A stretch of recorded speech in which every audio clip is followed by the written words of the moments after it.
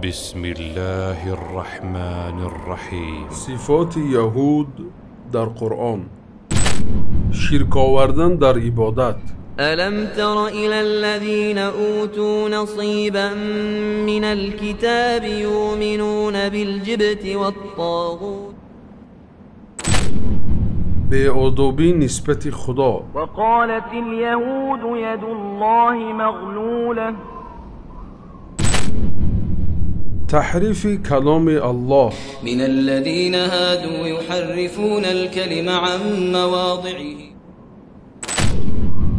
پنهان داشتن حقیقت. يا أهل الكتاب لم تلبسون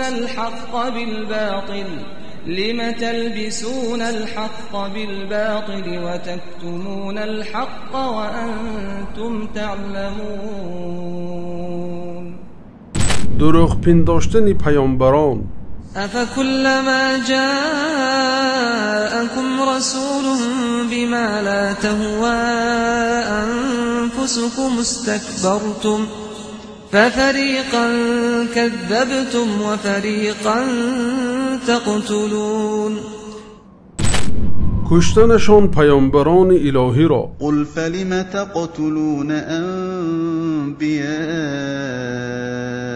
الله من قبل ان كنتم مؤمنین.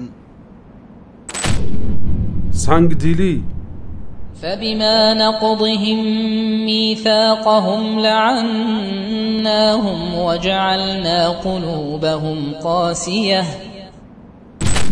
غداری و عهد شکنی. فبما نقضهم ميثاقهم وكفرهم بآيات الله نفاق و دروغ. وإذا جاءوكم قالوا آمنا وقد دخلوا بالكفر وهم قد خرجوا به بد دیدن مسلمان ها. لتجدن أشد الناس عداوة للذين آمنوا اليهود والذين أشركوا فایده نگرفتن از علم. مثل الذين حملوا التوراة ثم لم يحملوها كمثل الحمار يحمل أسفارا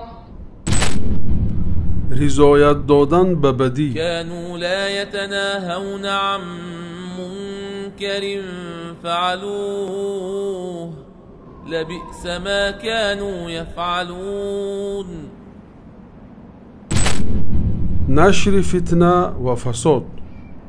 كلما أوقدوا نارا للحرب أطفأها الله ويسعون في الأرض فسادا والله لا يحب المفسدين.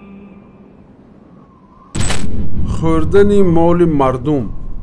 وأخذهم الربا وقد نهوا عنه وأكلهم أموال الناس بالباطل حقد و حسد. ود كثير من أهل الكتاب لو يردونكم من بعد إيمانكم كفارا حسدا من عند أنفسهم دنیا را از حد زیاد دوست داشتن. ولتجدنهم أحرص الناس على حياة ومن الذين أشركوا بزدلی. لن يضروكم إلا أذى وإن يقاتلوكم يولوكم الأدبار ثم لا ينصرون. کبر و غرور. وقالوا لن يدخل الجنة إلا من كان هودا أو نصارا. بخل. أم لهم نصيب من الملك فإذا لا يؤتون الناس نقيرا أم يحسدون الناس على ما آتاهم الله من فضله حیله و نیرنگ.